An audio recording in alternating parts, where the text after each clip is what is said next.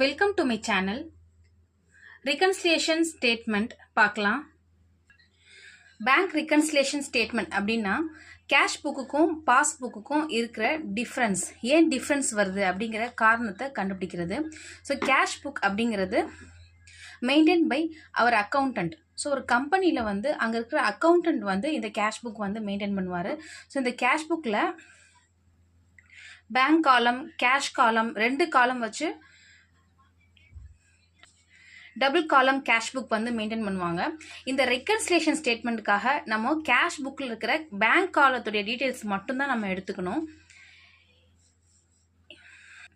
So இது வந்து cash புக்கில் இருக்க பேங்க் காலம் மட்டும் நம்ம எடுத்துக்கிறோம். அதாவது நம்ம மெயின்டைன் பண்ணுற புக்கு பேங்க்கில் என்ன போட்டிருக்கோம், என்ன எடுத்திருக்கோம் அப்படிங்கிற டீட்டெயில்ஸ் வந்து நம்ம பேங்க் சம்மந்தமாக நம்ம மெயின்டைன் பண்ணுற புக்கு. ஒரு கம்பெனியில் வந்து ஒரு அக்கௌண்டன்ட் வச்சு அவங்க மெயின்டைன் பண்ணுற புக்கு தான் இந்த கேஷ் புக். இந்த கேஷ் புக்கில் வந்து டெபிட் சைடு வந்து என்ன போட்டிருப்பாங்க அப்படின்னா, பேங்க் உள்ள நம்ம என்னென்ன அமௌண்ட்லாம் போடுறோமோ அதெல்லாம் வந்து இந்த கேஷ் புக்கோடைய டெபிட் சைடில் போட்டிருப்பாங்க. இந்த கேஷ் புக்கோடைய கிரெடிட் சைடு பார்த்தீங்கன்னா, நம்ம பேங்க்லேருந்து என்னென்ன ரெடியூஸ் ஆகுதோ இது எல்லா டீட்டெயில்ஸுமே வந்து கிரெடிட் சைடு வந்து மெயின்டைன் பண்ணியிருப்பாங்க. வித்ட்ரா, ஸோ அந்த ஓனர் வந்து பேங்க்லேருந்து என்னென்ன எடுக்கிறாங்க, அப்புறம் நம்ம பேமெண்ட்டுக்காக என்ன செக் கொடுத்துருக்கோம், இது எல்லா டீட்டெயில்ஸுமே வந்து நம்ம மெயின்டைன் பண்ணுற கேஷ் புக்கில் பேங்க் டீட்டெயில்ஸுமே வந்து மெயின்டைன் பண்ணுறோம் இல்லையா. ஸோ இந்த புக்கில் வந்து என்ட்ரி பண்ணுவாங்க. நெக்ஸ்ட்டு இது வந்து bank book maintain by banker. Banker maintain பண்ணுற பேங்க் புக் இது. நம்மளோட அக்கௌண்ட் வந்து பேங்க் மெயின்டைன் பண்ணுவாங்கல்ல, அந்த பேங்க் புக் இது. ஸோ அந்த பேங்க் புக்கில் நம்ம டெபாசிட் பண்ணுற ஐட்டம், அமௌண்ட்டு, நம்ம ரிசிப்ட் பண்ண அமௌண்ட்டு எல்லாமே வந்து பேங்க்கில் வந்து கிரெடிட் ஆகும். இப்போ ஆஸ் யூஷுவலாக பார்த்தீங்கன்னா இன்கம்ஸ் எல்லாமே வந்து நம்ம கிரெடிட் சைட் காட்டுவோம். பட் இங்கே நம்ம டெபாசிட், ரிசிப்ட் எல்லாமே இந்த பேங்க் புக்கில் கிரெடிட் சைட் காட்டுறோம். அப்போ இது பேங்க்குக்கு ஒரு இன்கம் ஆனால் கிடையாது. நம்ம பேங்க்கில் நம்ம டெபாசிட் பண்ணுற அமௌண்ட் எல்லாமே பேங்க் வந்து நமக்கு திருப்பி தரணும். நம்ம வித்ட்ரா பண்ணும்போது நமக்கு திருப்பி தரணும் இல்லையா. அதனால இது பேங்க்குக்கு ஒரு லயாபிலிட்டி. அதால நம்ம பேங்க்ல டெபாசிட் பண்ற அமௌண்ட், ரிசிப்ட், நமக்கு ரிசிப்ட் ஆகிறது எல்லாமே வந்து பேங்க்ல கிரெடிட் சைடு தான் வந்து ஏறும். ஏன்னா பேங்க்குக்கு இது ஒரு லயாபிலிட்டி. ஸோ இந்த புக் வந்து மெயின்டைன் பை பேங்கர். பேங்க்லேருந்து நமக்கு பேங்க் ஸ்டேட்மெண்ட் கிடைக்கும் இல்லையா, அந்த புக்கு தான் இது. ஸோ டெபிட் சைட் வந்து பேங்க்லேருந்து அமௌண்ட் ரெடியூஸ் ஆகிறது எல்லாமே டெபிட் சைடு வந்து வரும். வித்ட்ராஸ், பேமெண்ட் இது எல்லாமே வந்து டெபிட் சைடு வரும். பேங்க்கில் வந்து அமௌண்ட் நம்ம அமௌண்ட் எதெல்லாம் இன்க்ரீஸ் ஆகுதோ அதெல்லாமே வந்து பேங்க்கில் வந்து போய் கிரெடிட் ஆகும். ஸோ இந்த கேஷ் புக்குக்கும் பாஸ் புக்குக்கும் வந்து சம்டைம்ஸ் வந்து டேலி ஆகாது, டிஃப்ரென்ஸ் வரும். ஏன்னா நம்ம பேங்க்கில் வந்து செக் டெபாசிட் பண்ணியிருக்கோம் அப்படின்னா அது பேங்க்கில் வந்து 2 days 3 days லேட்டாக வந்து கிரெடிட் ஆகும். அப்போ வந்து நமக்கு அந்த 2 பேலன்ஸுமே வந்து டேலி ஆகாது. இந்த ஏன் டேலி ஆகலை அப்படின்ற அதோட ரீசன் வந்து நம்ம பார்க்குறது தான் இந்த பேங்க் ரிகன்சிலியேஷன் ஸ்டேட்மெண்ட். இந்த பேங்க் ரிகன்சிலியேஷன் ஸ்டேட்மெண்ட்டில் இந்த பேங்க் புக்கும் கேஷ் புக்கும் ஏன் வந்து டேலி ஆகலை அப்படிங்கிறதுக்கு சில ரீசன்ஸ்லாம் இருக்குது. இந்த ரீசன்ஸால தான் வந்து இது ரெண்டுத்துக்குமே, இந்த 2 புக்குக்குமே வந்து அமௌண்ட் வந்து டிஃப்ரெண்ட் ஆகும். ஸோ அது என்னென்ன ரீசன் அப்படிங்கிறத பார்க்கலாம். இப்போ ஒரு பேங்க் ரிகன்சிலியேஷன் ஸ்டேட்மெண்ட் நம்ம ப்ரிப்பேர் பண்ணும்போது ஃபர்ஸ்ட் வந்து நம்ம balance as per cash book, அதாவது கம்பெனியில் மெயின்டைன் பண்ணுற புக்குடைய கேஷ் புக்குடைய பேலன்ஸ் என்ன, க்ளோசிங் பேலன்ஸ் என்ன இருக்குது அப்படிங்கிறத நம்ம எடுத்துக்கிறோம். அதுக்கப்புறம் என்னென்ன அட்ஜஸ்ட்மெண்ட் இருக்குன்னு பார்க்கலாம். First cheque issued, drawn but not presented. அதாவது நான் வந்து செக் இஷ்யூ பண்ணியிருக்கேன், ட்ரான் பண்ணியிருக்கேன், அதாவது நான் வந்து பேமெண்ட்டுக்காக செக் வந்து கொடுத்துருக்கேன், பட் நாட் ப்ரெசென்டட். பட் அந்த கஸ்டமர் வந்து அந்த செக்கை பேங்க்கில் வந்து டெபாசிட் அவங்க பண்ணவே இல்லை. இப்போ நான் வந்து ஒரு செக் கொடுத்துருக்கேன், பேமெண்ட்டுக்காக கொடுத்துருக்கேன் அப்படிங்கிறப்போ நான் என்னுடைய புக்லேருந்து ரெடியூஸ் பண்ணிடுவோம். நம்ம கம்பெனி புக்லேருந்து நம்ம அந்த அமௌண்ட்டை வந்து பேமெண்ட் கொடுத்தாச்சுன்னு சொல்லி நம்ம ரெடியூஸ் பண்ணிடுவோம். பட் ஆப்போசிட் பார்ட்டி வந்து அதை பேங்க்கில் டெபாசிட் பண்ணல அப்படின்னா அப்போ நம்மளுடைய பேங்க்லேருந்து அமௌண்ட் வந்து ரெடியூஸ் ஆகிருக்காது. பட் நம்மளுடைய பேங்க் புக்கில் நம்ம ரெடியூஸ் பண்ணியிருப்போம் இல்லையா. அப்போது பேங்க் புக்குக்கும் கேஷ் புக்குக்கும் அப்போ டேலி ஆகாது, அமௌண்ட் வந்து டிஃப்ரென்ஸ் வரும். அப்போது நம்ம வந்து பேமெண்ட்டுன்னு சொல்லி நம்ம அமௌண்ட் ரெடியூஸ் பண்ணிட்டோம், ஆனால் பேங்க்கில் வந்து இன்னும் அமௌண்ட் வந்து ரெடியூஸ் ஆகலை, ஏன்னா அவர் இன்னும் பேங்க்கில் டெபாசிட் பண்ணலை. அப்போது நம்ம அந்த 2 புக்கையும் நம்ம டேலி பண்ணி பார்க்கறதுக்காக நம்ம அந்த அமௌண்ட்டை வந்து கேஷ் புக்கில் வந்து நம்ம ஆட் பண்ணிக்கிறோம்.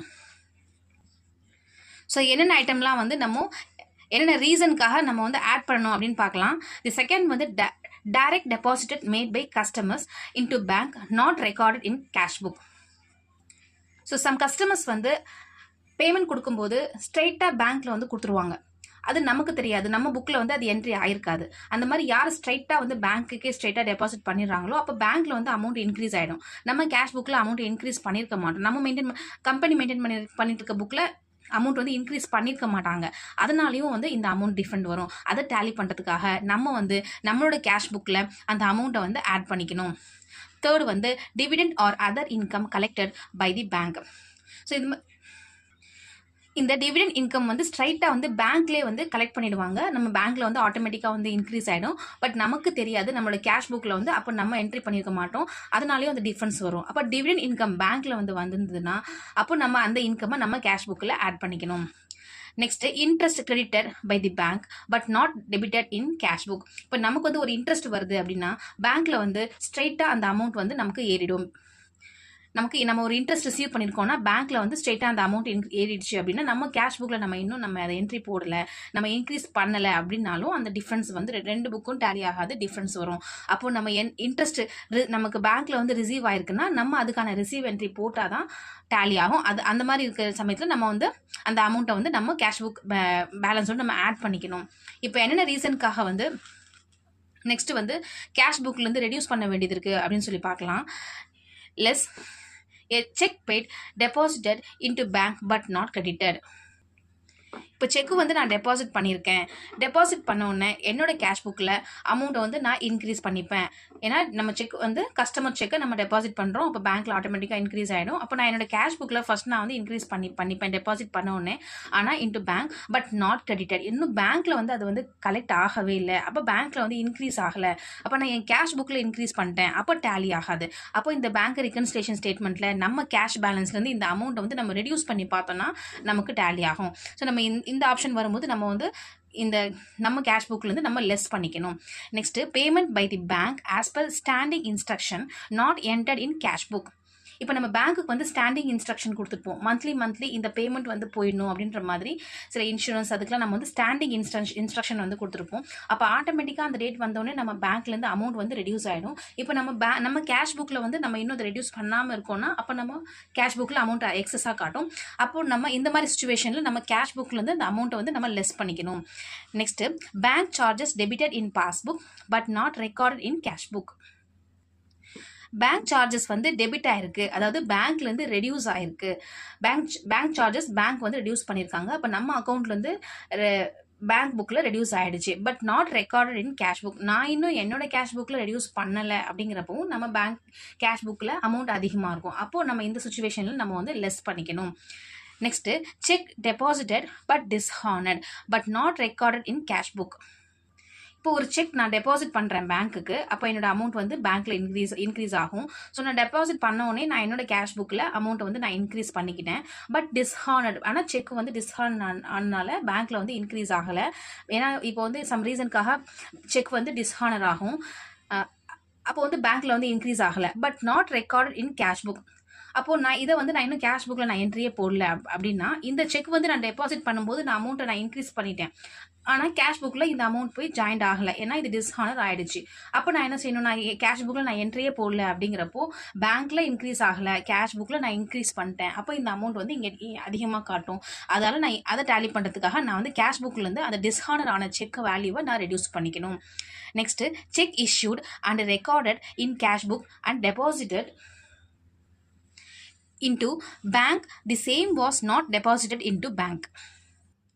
Next check issued but not recorded in cash book. நான் பேமெண்ட்டுக்காக செக் கொடுத்துருக்கேன், ஆனால் என்னோட கேஷ் புக்லேருந்து இன்னும் ரெடியூஸ் பண்ணவே இல்லை அப்படின்னா அங்கே நம்ம பேமெண்ட் கொடுத்த உடனே பேங்க்லேருந்து ரெடியூஸ் ஆயிருக்கும். அப்போ நான் என்னோட கேஷ் புக்லேருந்து இன்னும் நான் ரெடியூஸ் பண்ணலைன்னா அந்த அமௌண்ட் வந்து டிஃப்ரெண்ட் வரும். அப்போ நான் என் கேஷ் புக்லேருந்து நான் ரெடியூஸ் பண்ணிக்கணும். Next interest on bank deposit record in cash book but not credited by the bank.